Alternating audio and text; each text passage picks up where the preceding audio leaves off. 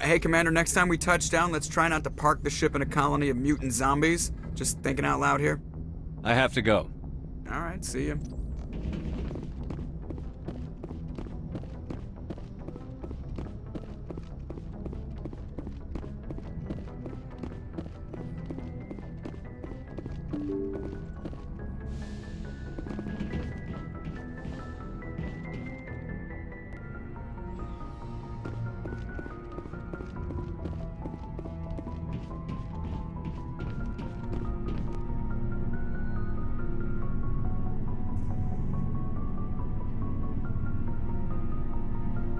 Anything you need, Commander?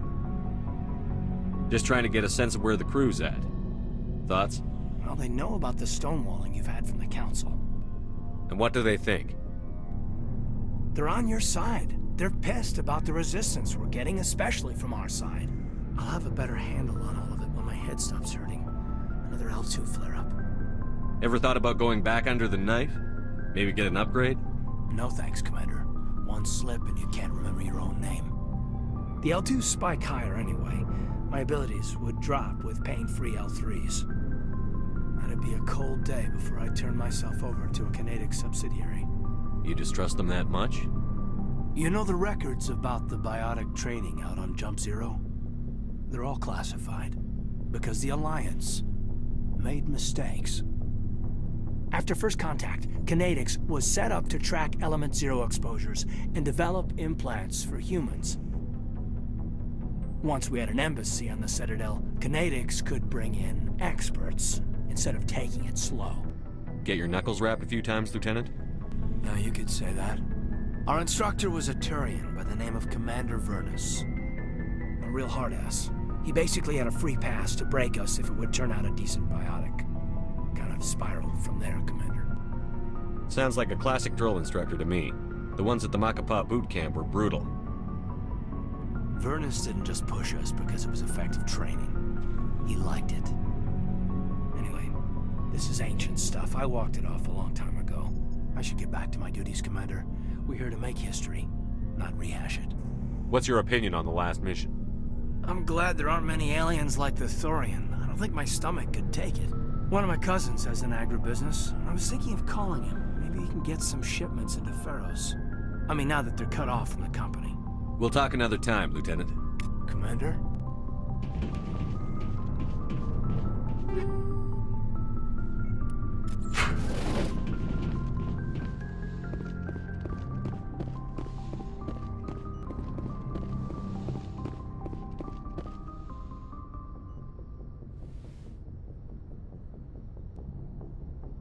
Commander, are you coming to check up on me? You look much better. How are you feeling? Dr. Chakwas assures me I am going to be fine. I was impressed with her knowledge of Asari physiology. You're in good hands. Dr. Chakwas knows what she's doing. I get the feeling you want to ask me something, Commander. Maybe we could pick up where we left off. You were telling me about your interest in the Protheans. Actually, I think I was talking about my interest in you, and making a fool of myself in the process. As I said, I am not used to dealing with people, especially humans. I did not really know much about your species when we first met, Shepard.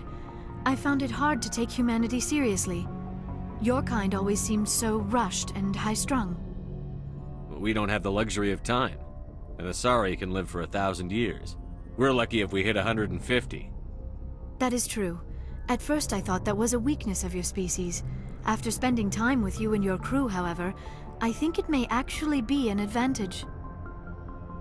You humans are creatures of action. You pursue your goals with an almost indomitable determination. It is an admirable trait, but also an intimidating one.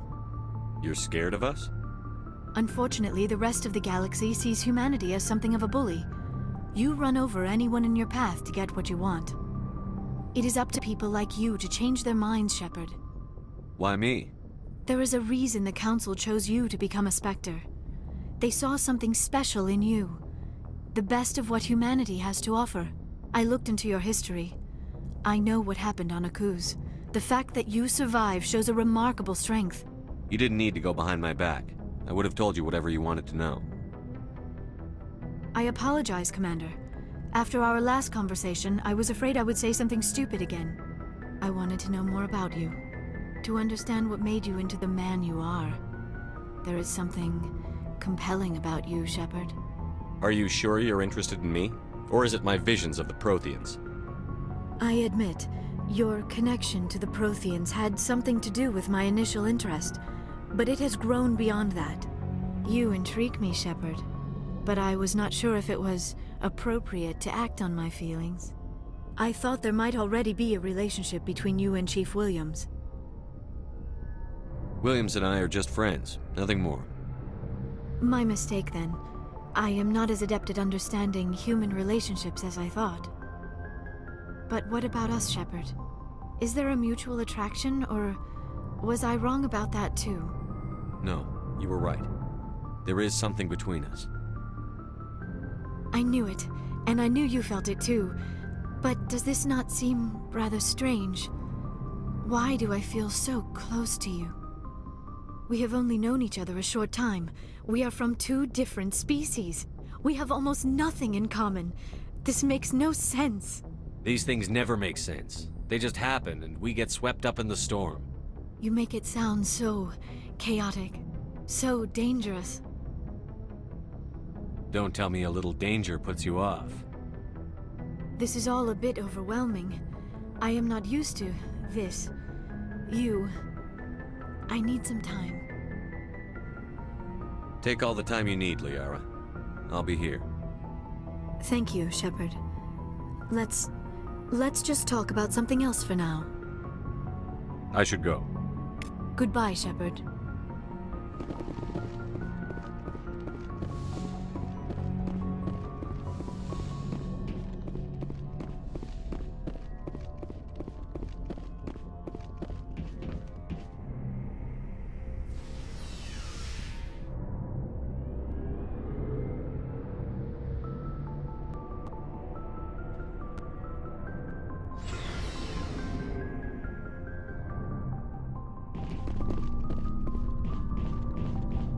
What do you want, Shepard?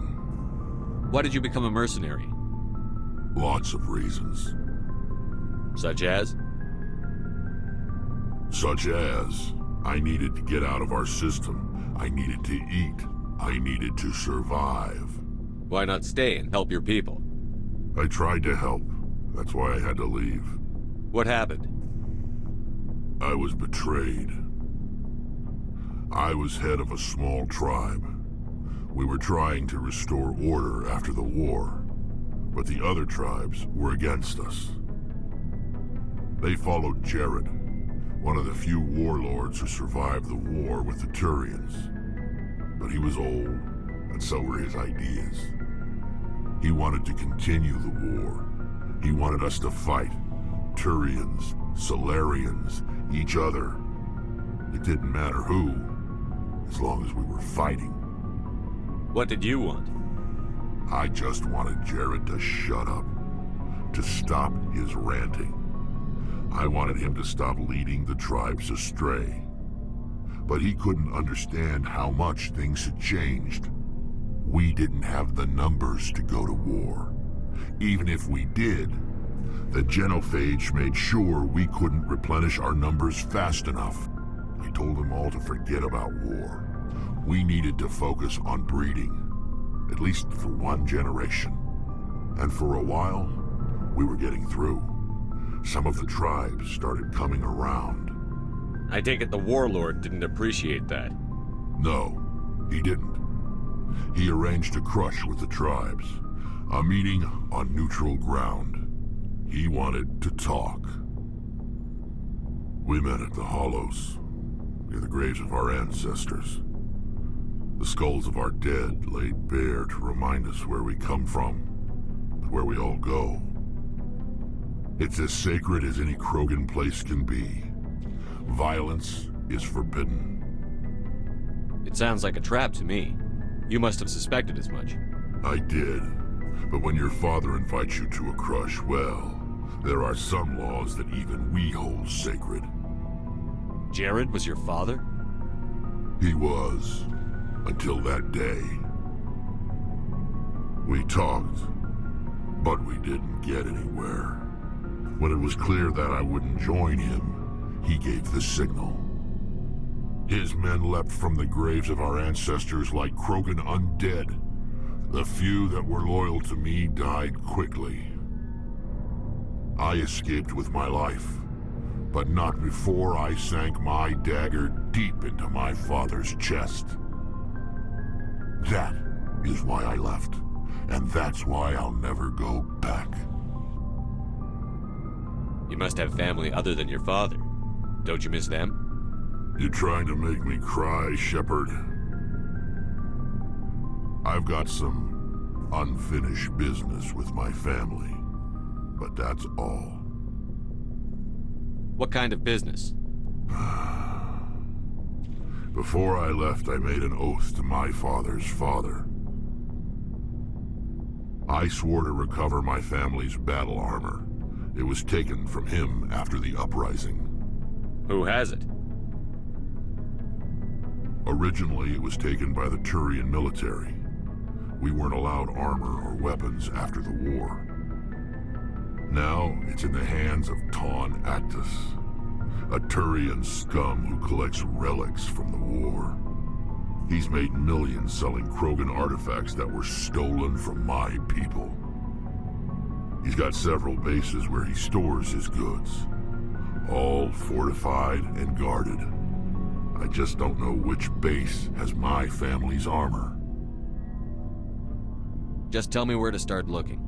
I'll upload the data to your nav system. But Commander, I want to be there when you find him. Are your people really dying? We're sure not getting any stronger. We're too spread out. None of us are interested in staying in our own system. So long, Rex. Shepard. Commander? Do you have a few minutes to talk one-on-one? Sure. I was just watching some mail from home. Oh, before I go, we saw Caden in a news vid about the Normandy. He's cute. Later, sis. Let's pretend this never happened. Are you interested in the Lieutenant Chief? Of course not, sir. Fraternization is against regulations. What's up? You didn't come by to eavesdrop on family mail. Your family seems to be important to you. Yeah, we've always been close. Me and my sisters especially. With Dad on duty so much, I had to help Mom raise them. Next, you'll tell me you all ran across green fields singing show tunes. Don't knock show tunes. I might have to take exception. Things were tense between Sarah and me for a while. Then we bonded. Sounds like a story. Feel like sharing? Sarah got herself a boyfriend who wanted to go faster than she did, Mike. I didn't think he was a bad kid, just pushy. Lynn would send me these worried vidmails, and I'd tell her to relax. Where were you when this was going on? I was on active duty. Sarah's graduating high school this year. This was only a couple of years back. They were on Amaterasu. At the time, I was assigned to Chernobog. Same cluster, but a dozen Hellwire away. Close enough to talk regularly, too far to make it back in an emergency. I couldn't afford a fast packet flight. The male pursues the female. That's their nature. In the genes. They're gonna keep their genes on around my sisters. Unless they want to get up close and personal with pruning shears. Mike thought they'd go for a romantic walk in the woods, because he figured it was past time they did the deed. She levered Mike face first into a tree and left. Didn't have a scratch on her. Good thing Mom and Dad had us all learn some kind of self-defense. I took emergency leave and walked Sarah to school for a few days. Did anything happen while you were home? My last day out, Mike was waiting for us. Sarah had told her friends, so everyone at school knew what he did. He wasn't happy. I wanted to snap him in half, but Sarah gave me this look, this let me handle it, I need to do this alone look. She kept her cool, God bless her, as he screamed in her face. She just let him vent. Then he tried to punch her. I swear, she just flowed around him. Next thing I knew, he's face down on the sidewalk, and there's blood everywhere. She cracked him in the face. Good. When he swung, she wasn't there anymore, and he fell. She helped him stop the bleeding and had me call an ambulance. She told the paramedics he fell. Before they took him to the hospital, Mike touched Sarah's arm. I thought he was gonna end up on the ground again. But he hung his head, whispered, "I'm sorry," and started crying. And she hugged him. The Williams women are a decisive bunch, Commander. We do things when we're ready. Not before, not after. You were right about one thing. That wasn't interesting. And where was your father during all this? Dad always wanted to serve in space, but he wanted us to have real ground under our feet. He'd say, space is beautiful, but you can't raise a family there. I cannot rest from travel. I will drink life to the lees. All times I have enjoyed greatly, have suffered greatly, both with those that loved me and alone. For always roaming with a hungry heart, much have I seen and known, cities of men and manners, climates, councils, governments. Is the rest of your life story this dull?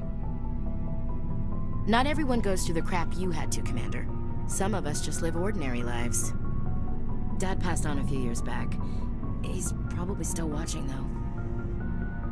He's not a zombie, is he?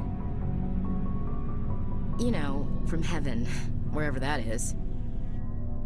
That's not a problem with you, is it? That I believe in God? That depends on whether you have a problem with people who don't believe in God. Commander, I'm not some kind of zealot. I believe in God. What everyone else believes is their business. I should get back to my duties. Didn't mean to take up so much of your time. What's your opinion on the last mission? We lost a lot of the colonists. I don't see how we could have done more, but I still feel bad about it. I mean, we are out here to protect them. Dismissed, Chief. Sir.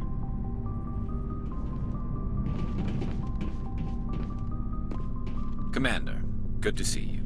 You've been with CSEC a while. Have you seen much action?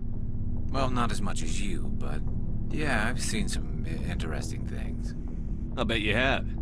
Anything in particular that stands out?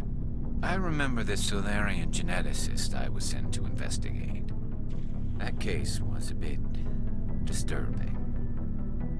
What happened? Why were you investigating them? I was tasked with tracking black market trade on the Citadel. Most of it harmless, nothing I needed to pursue. But during the course of my investigation, I noticed an increase in the trade of body parts, organs mostly. We usually get a few of those, but not the numbers I was seeing. We weren't sure if there was a new black market lab or if some freak was harvesting organs from citizens. So what was it? Both, actually. But it took us a while to figure that out. So how did you figure out what was happening? First, we got a hold of a sample and ran DNA tests. The weird thing was, the match led us to a Turian who was still alive and was very convinced he'd never lost his liver. After a bit of digging, I discovered this Turian worked briefly for Dr. Salion, the geneticist. So I went to his lab hoping to find evidence of cloned organ development, but there was nothing. No Solarian hearts, no Turian livers, not one Krogan testicle. You're kidding, right? Why would anyone want Krogan testicles? Some Krogan believe that testicle transplants can increase their virility, counteract the effects of the genophage. It doesn't work, but that doesn't stop them from buying. They'll pay up to 10,000 credits each. That's 40,000 for a full set. Somebody's making a killing out there. What did you do about the geneticist? I brought in some of his employees for interrogation, to see if I could get them to talk. While I was interviewing one of them, I came across something suspicious. Good thinking. Lackeys are always easier to scare. Exactly. Though in this case it paid off in a different way. One of my detainees started bleeding profusely during the interview. We offered to patch him up and he got frantic, freaked out. I ordered a full exam to find out what was going on. Our medics found incisions all over his body, some of them fresh.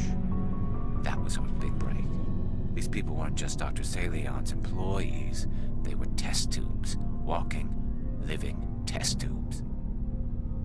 So he was growing spare parts in his own employees. Exactly. He cloned their organs right inside their own bodies. Then he harvested them and sold them off. Most of the victims were poor. He'd pay them each a small percentage of the sales, but only if the organs were good. Sometimes an organ wouldn't grow properly, so he'd just leave it in them. Most of them were a mess, but only on the inside, hidden so nobody could see it. I hope he got what he deserved. That's the worst part. We never caught him. Why not? What the hell happened?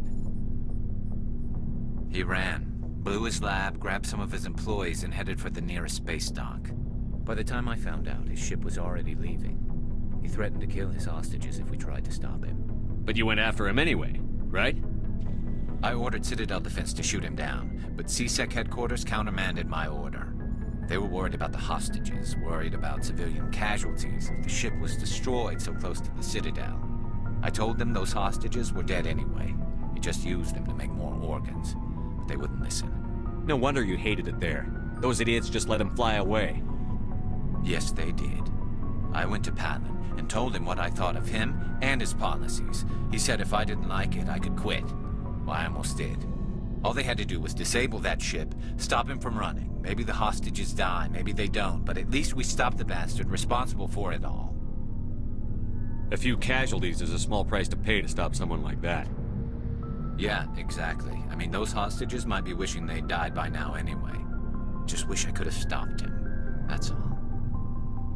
Do you have any idea what happened to Dr. Salion? I sent out feelers from time to time, hoping to find something. I thought I'd found him a while back. He changed ships and changed his name to Dr. Hart, his idea of a joke, I guess. I told the military, but they weren't convinced it was him. I got the transponder frequency for his new ship, but I just can't get anyone to check it out.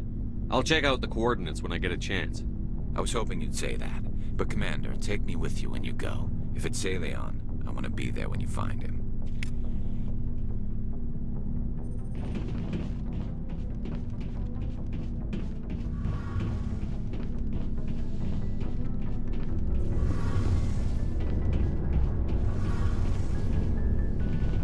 Shepard, I'm glad you're here. Good to see you smiling again, so to speak. I'm sleeping much better now. I guess I'm getting used to how quiet your ship is. I still think a lot about my pilgrimage, though. I know Saren's our top priority, but with all the worlds we go to, I was hoping to find something to bring back to the flotilla. You'd better not jeopardize my mission for the sake of your pilgrimage. I won't. You have my word on that. But I'm not going to just give up on my search. The fleet needs the resources we find on our pilgrimages. Usually, people bring back something like a derelict ship we can use for salvage. But I need something bigger. There's a lot expected of me. What's so special about you? It's my father. He's the senior member of the Admiralty Board. He's one of only 5 people who can overrule the decisions of the Conclave for the good of the migrant fleet. My father is responsible for the lives of 17 million people. Our entire race is in his hands, and I'm his only child. So are you some kind of heir to the Quarian throne or something? No, it doesn't work that way. My father's position isn't hereditary. I'll probably never serve on the Admiralty Board myself. Officially, I'm just the same as any other citizen. But it doesn't work that way in practice. People have always treated me differently because of who my father is. You must get all kinds of special privileges. I probably had it easier than most growing up, but it's not all good. People like my father have enemies, and they're not above using me to get to him. Why didn't you tell me this before? I guess I'm just tired of people judging me because of who my father is. Everyone's waiting for me to do something great on my pilgrimage, something that will forever change our lives for the better. If I don't, it's like I failed, and that reflects badly on both me and my father. What would you need to bring back to make everyone happy? Something that would help us better understand the Geth. They've changed significantly since the exile. They've continued to evolve. We've done our best to study them, but it's not easy. They're very reclusive. Until recently, they never went beyond the borders of the Veil. And all the Geth we run into now are under Saren's control. We'd need to find Geth operating on their own, independently. But I don't want this to get in the way of our mission, Shepard. First, we stop Saren. Then I'll worry about my own problems. What was your father like? It wasn't easy growing up as the daughter of one of the Admiralty. Even before he joined the board, he was a prominent figure. People looked to him for leadership. He had to set an example, and he expected the same of his daughter. Plus, he was pretty strict, a military man through and through. He never allowed me to settle for anything less than excellence. As a kid, I sometimes felt like he was pushing me too hard. But now I'm old enough to appreciate what he taught me. The world doesn't owe us anything. If we want something in life, we have to earn it. Where was your mother in all this? Mother was around, but she always seemed to kind of blend into the background. Almost like she was overshadowed by my father. He tends to do that to people. She passed on about 5 years ago. Some airborne virus that swept through the fleet. Happens sometimes when the filters start to break down. I think my father took it pretty hard. After she was gone, he became even more focused on his work. I think that was his way of dealing with the grief. Sounds like a tough upbringing. You don't resent your father at all? Like I said, it wasn't easy. My father's not the kind of person you bond with. And he wasn't around all that much. Too busy. People counted on him, and he took his duties seriously. Even when he was around, he always seemed a bit distant. Like his mind was always somewhere else. Come to think of it, I can't ever remember seeing him smile. Not once. It's like he was always weighed down by all that responsibility. I mean, I know he cares about me, but he never really showed it, not in the usual way. I guess the best thing I can say about my father is that I respect him. I want to talk about something else. Like what? I should go. See you later.